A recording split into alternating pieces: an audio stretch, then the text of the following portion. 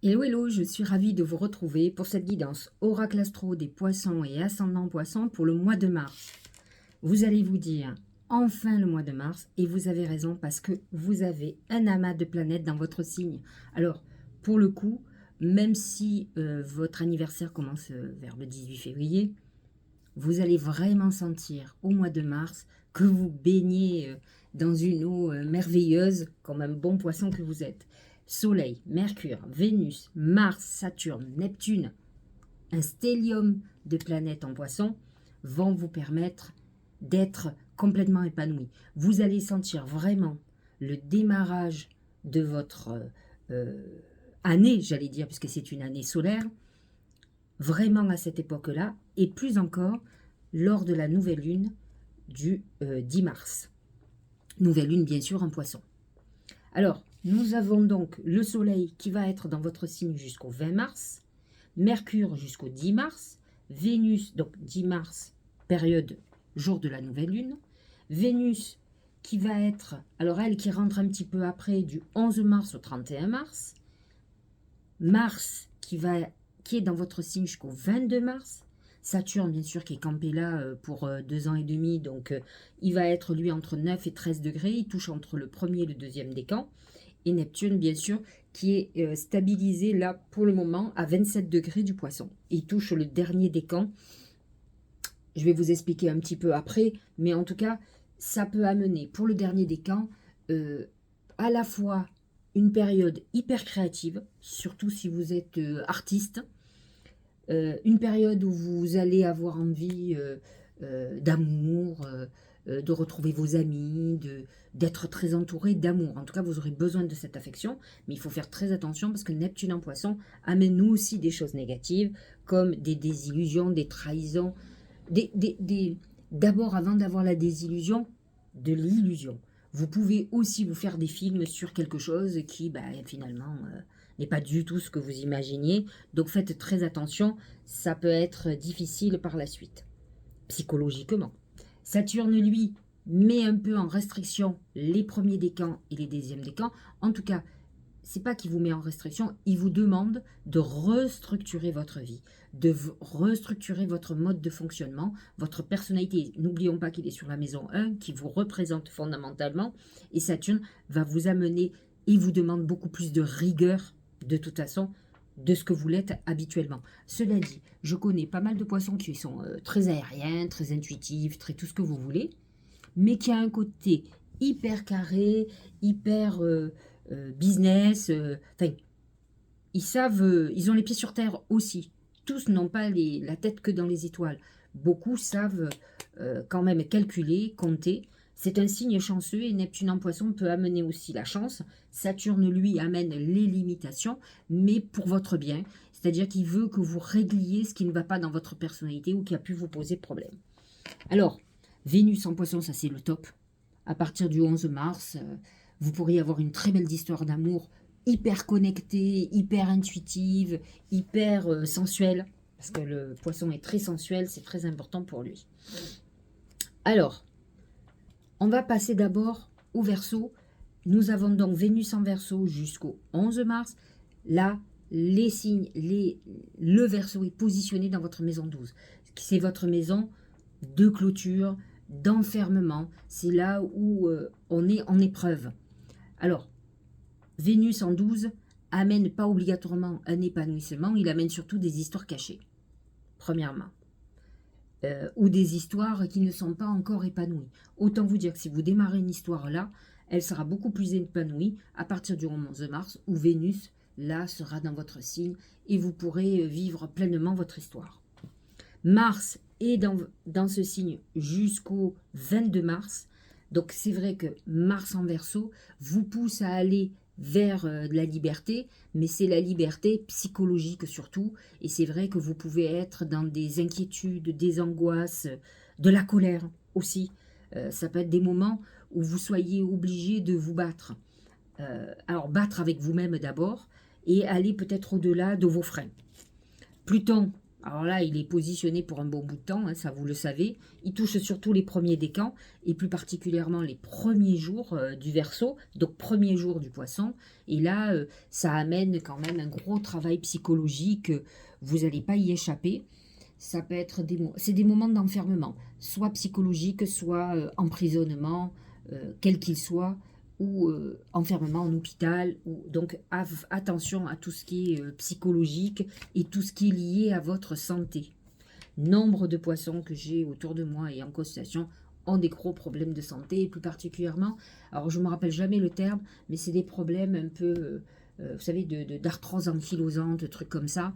J'en ai énormément qui ont ce genre de maladie, et donc qui les bloquent complètement et qui leur empêchent de bouger, de faire beaucoup de choses, ou alors il faut qu'ils se donnent des coups de pied aux fesses et dans des souffrances terribles. Alors, nous avons d'abord au mois de février, puisqu'au moment où je fais cette vidéo, bien sûr, nous sommes en février, on n'est pas encore à la saison du poisson. Le 24 février, pleine lune en Vierge, c'est l'axe 1-7, c'est l'axe du relationnel. Donc, effectivement, c'est une période importante pour vous aussi, où vous devez voir la relation entre l'image que vous avez de vous et l'image qu'ont les autres. Donc c'est très important de vous recentrer sur vous-même, de savoir si vous donnez vraiment l'image réelle de ce que vous êtes. Nouvelle lune, je vous l'ai dit, le 10 mars, en Poisson.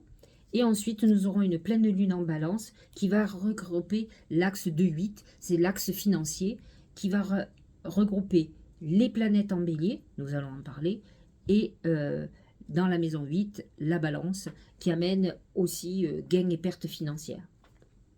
Alors, bien entendu, à partir du 20 mars, le Soleil passe en Bélier, et là, il se positionne dans votre maison 2, il va mettre en lumière tout ce qui est d'ordre financier, patrimoine, vous aurez peut-être envie d'acheter, vous aurez envie de gagner plus d'argent aussi. C'est des moments où vous aurez envie de demander, par exemple, une promotion.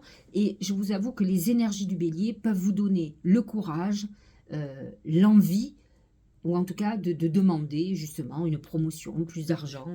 En tout cas, vous aurez envie d'agir. Mercure va rentrer dans cette maison 2 aussi le 10 mars jusqu'au 31. Et donc, votre esprit, votre mental va être préoccupé uniquement par l'argent, pour gagner de l'argent. C'est pas une tare, hein, bien au contraire, par les temps qui courent, on est tous en train de réfléchir comment gagner des sous. Jupiter et Uranus sont en taureau et sont dans votre maison 3. Votre maison 3, c'est une maison très liée à la communication. Nombre de poissons vont être dans une phase où ils auront envie de reprendre des études, de se former. Si vous êtes un poisson qui devait passer des examens ou un concours, c'est une très bonne phase. La Jupiter est entre 11 et 17 degrés, donc va toucher particulièrement les deuxièmes décans, premier et deuxième, mais en tout cas, vous amène une réalisation. Donc, on est dans cette configuration très intéressante où tout ce qui est communication, écriture, nombre de poissons que je connais écrivent, que ce soit dans la musique, que ce soit l'écriture, les romans, la spiritualité. Énormément sont en train d'écrire. Si vous êtes quelqu'un qui est justement dans tout ce qui est spirituel et bien-être, vous pouvez être dans une période où vous vous formez, ou vous voulez aussi créer des formations. Donc on est dans une phase très intéressante liée à tout ce qui concerne la communication en général, et vous pouvez avec Uranus utiliser fortement les réseaux sociaux pour vous promouvoir. Voilà pour l'astrologie, vous aurez compris, très bon mois de mars, on va voir ce que disent les oracles, mais la première carte que je vois, honnêtement, finalement, elle est très en accord avec l'astrologie. Ce sont les fleurs. Les fleurs représentent le printemps. Vous êtes le signe qui clôture l'hiver et qui démarre le printemps. Enfin, vous allez me dire, c'est plutôt le bélier. Je suis d'accord avec vous, mais vous êtes les prémices. Vous êtes, bon sang, on est déjà au mois de février, il y a des jours, on a l'impression d'être au printemps, le lendemain, on a l'impression d'être en hiver. Donc, en tout cas, les fleurs représentent cette période d'épanouissement qui est pour vous, et c'est ce que je vous disais, l'amas de planètes dans votre signe va vous aider à cet épanouissement. Les fleurs représentent aussi la réalisation de vos désirs, donc autant vous dire que la nouvelle lune du 10 mars, c'est votre nouvelle lune, même la pleine lune de la Vierge, hein, Soleil, Poisson, Lune, Vierge, c'est le moment de faire des vœux, parce que on vous annonce déjà par les oracles la réalisation de ces vœux-là. Au niveau professionnel, c'est l'ours. L'ours, c'est la colère. Vous pouvez être dans une phase où vous devez défendre, par exemple, un poste. Vous devez défendre votre position aussi, votre travail. Vous pouvez être en conflit, vous pouvez avoir des problèmes relationnels avec quelqu'un au travail. Il va falloir que vous sortiez de vos gonds, que vous sachiez vous défendre.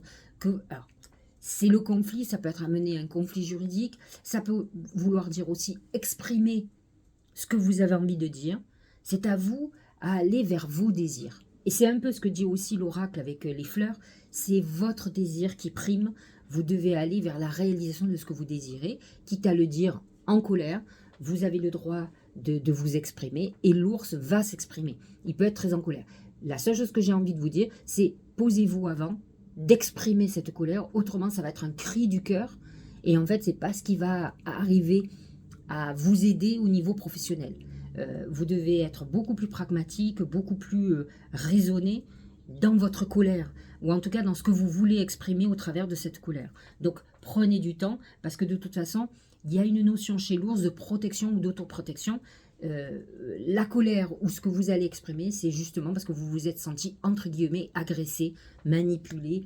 Vous avez pu avoir affaire à des personnes un peu tordues qui font que vous n'avez pas envie. Alors c'est un moment aussi de confinement, c'est-à-dire de retrait. Ça peut être une période où vous travaillez beaucoup chez vous, hein, comment on appelle ça, enfin vous avez compris, à votre domicile, mais c'est peut-être aussi un moment où vous êtes sans activité professionnelle, à ruminer. Il faut sortir de ça parce que vous allez vous enfermer sur vous-même, et c'est ce que dit aussi cet oracle qui vous dit que vous avez juste besoin d'être très protégé dans votre lieu de vie contre toute agression extérieure.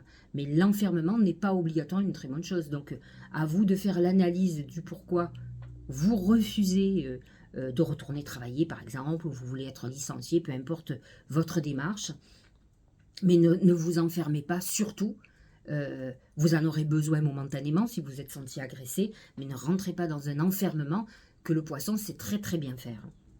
Au niveau sentimental, c'est la montagne, c'est les épreuves. On est dans une période où effectivement, pour le moment, on n'avance pas obligatoirement rapidement. Je vous l'ai dit de toute façon, en tout cas jusqu'au 11 mars, c'est pas encore votre période.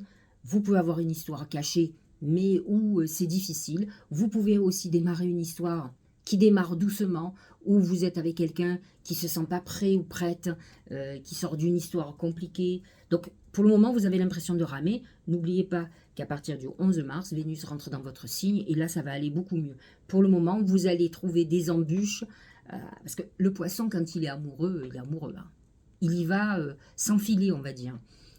Vous pouvez tomber sur quelqu'un qui est beaucoup plus dans la réserve, donc attention à ne pas vous emballer, à laisser faire les choses doucement.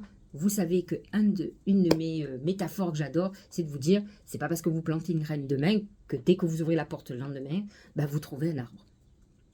Il faut le temps que les choses mûrissent, et là, si on a la montagne, c'est qu'on est dans une phase effectivement d'évolution où il faut dépasser un certain nombre de choses. Au niveau santé, c'est le brouillard. Le brouillard représente quand même des problèmes respiratoires, pulmonaires, des moments de confusion où psychologiquement on a des hauts et des bas, on est perturbé. Donc c'est des moments, faire très attention. Le brouillard représente aussi l'illusion et le mensonge. Donc vous pouvez être torturé sur une situation qui tourne en boucle. Essayez de lâcher prise. Bon, on a tous été trahis, hein, c'est tous aussi bercés d'illusions. Parfois, ce que l'on voit n'est pas obligatoirement la vérité, et vous, moi, tout le monde y a eu droit. Neptune en poisson a touché tout le monde, donc rassurez-vous, entre les trahisons, les illusions, et on l'a tous vécu, donc essayez de dépasser ça. Je sais que vous êtes en hypersensibilité, mais n'empêche que ça peut avoir des effets sur votre santé morale et physique, donc il faut lâcher prise. J'ai demandé comment la chance allait se manifester, et c'est très intéressant. C'est l'éléphant. L'éléphant représente la sagesse.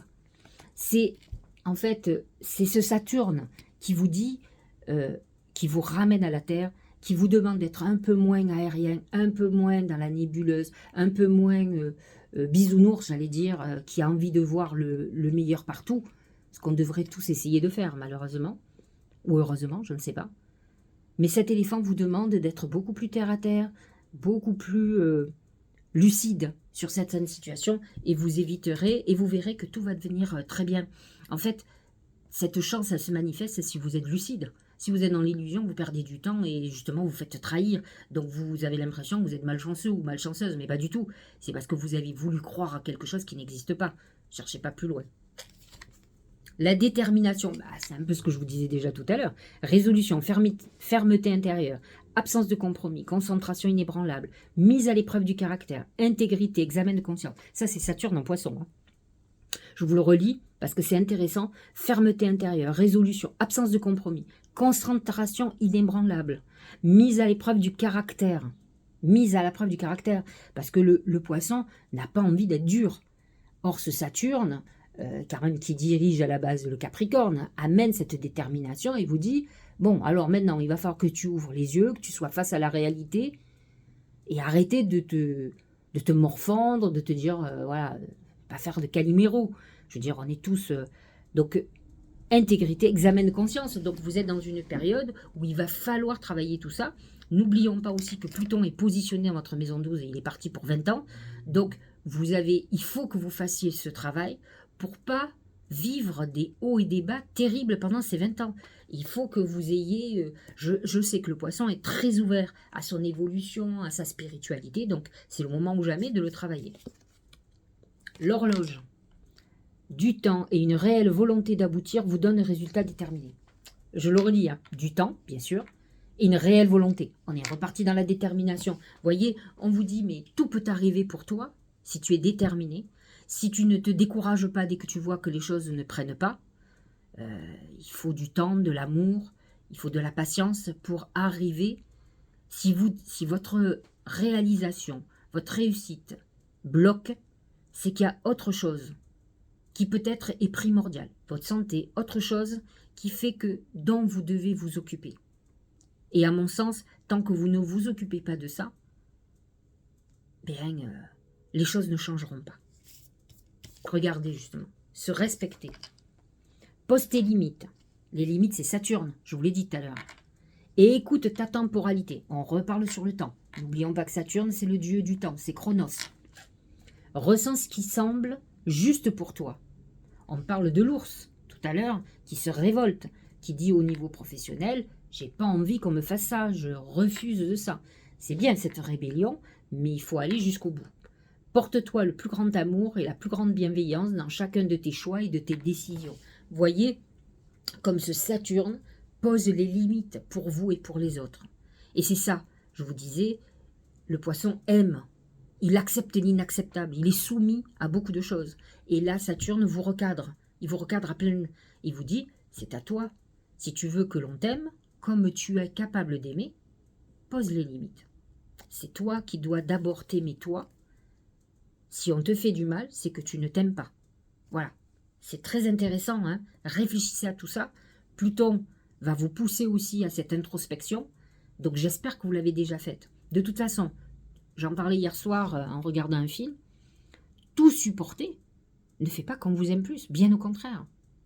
On va vous en faire encore plus. On ne perd rien. On ne perd pas quand on perd quelqu'un de méchant et qui vous fait du mal, qui vous fait pleurer. Vous avez peur de perdre qui? La personne ne peut pas vous aimer en vous faisant du mal. Je veux dire, c'est pas un vrai amour. Donc c'est pas en subissant que l'autre va vous aimer. Vous allez conserver cette relation douloureuse. Mais pas l'amour. L'amour n'y est pas. Il y est de votre côté, mais pas de l'autre. Vous êtes dans un amour inconditionnel, sadomaso, j'allais dire. L'amour, c'est pas ça. C'est quelque chose de doux, d'enrobant. À vous de réfléchir. J'espère que cette guidance vous aura éclairé. Je vous souhaite en avance un très joyeux anniversaire. Vous avez vu, mois de mars, très important. Réfléchissez à tout ce que je vous ai dit, c'est très important. C'est ce qui va diriger votre mois. Je vous embrasse.